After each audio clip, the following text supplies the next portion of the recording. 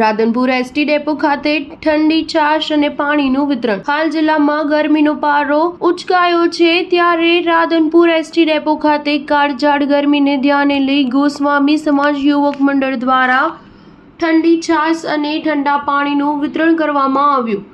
રાધનપુર વિસ્તારમાં હાલ એક તરફ ગરમીનો પારો 44 ડિગ્રીએ પહોંચવા આવ્યો છે, ત્યારે આ કાળઝાળ ગરમી વચ્ચે લોકો લગ્નગાળો હોય તેવા સમયે મોટી સંખ્યામાં લોકો એસટી બસ સ્ટેન્ડ ખાતે મુસાફરી કરતા હોય છે, જે ધ્યાને લઈને લોકોને ગરમીની અંદર ઠંડક મળી રહે તેવા પ્રયત્નો થકી ગોસ્વામી સમાજ યુવક મંડળ દ્વારા ઠંડી છાશનું વિતરણ સાથે સાથે ઠંડા પાણીનું વિતરણ કરવામાં આવ્યું હતું.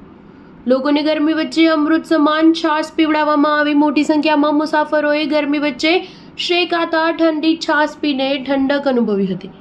મોટી સંખ્યામાં એસટી બસોની અંદર મુસાફરી કરતા મુસાફરો અને અન્ય લોકોએ લાભ લીધો હતો, ત્યારે લોકોએ પણ આ સેવા કાર્યને બિરદાવતા જોવા મળ્યા હતા. Star news 7 Patan. Radhanpur bus stand ખાતે ગોસ્વામી યુવક મિત્ર મંડળ દ્વારા ઠંડી છાશ અને પાણીના કેમ્પનું આયોજન કરેલ છે. સરસ મજાનું આયોજન છે. એક મહિના પહેલાં પણ આયોજન કર્યું હતું મિત્ર મંડળ દ્વારા. આજે પણ આયોજન કર્યું છે. 800 લીટર જેટલી છાશનું વિતરણ થયું છે. 40 બોટલ જેટલું પાણીનું ગયું છે. રાહતદારીઓને કેમ્પમાં લાભ લેવા વિનંતી. શું નામ તમારું? મારું નામ ગોસ્વામી મનુપુરી ચમનપુરી, રહેવાનું રાધનપુર. યુવા મિત્ર મંડળ દ્વારા છાશ અને પાણીનું અમે કેમ્પ રાખેલો હતો બસ સ્ટેશનની અંદર, અને ખૂબ લોકોએ લાભ લીધો છે. અને આવી ઝરહળતી ગરમીની અંદર અવશ્ય કેમ્પ કરવા જરૂરી છે. માટે અમે બધા મિત્રોએ સાથે મળી અને અમે એક નાનું કેમ્પનું આયોજન કર્યું, અને એનાથી ખૂબ લોકોએ છાશ અને પાણીની મજા માણી. અને ઝરહળી ગરમીની અંદર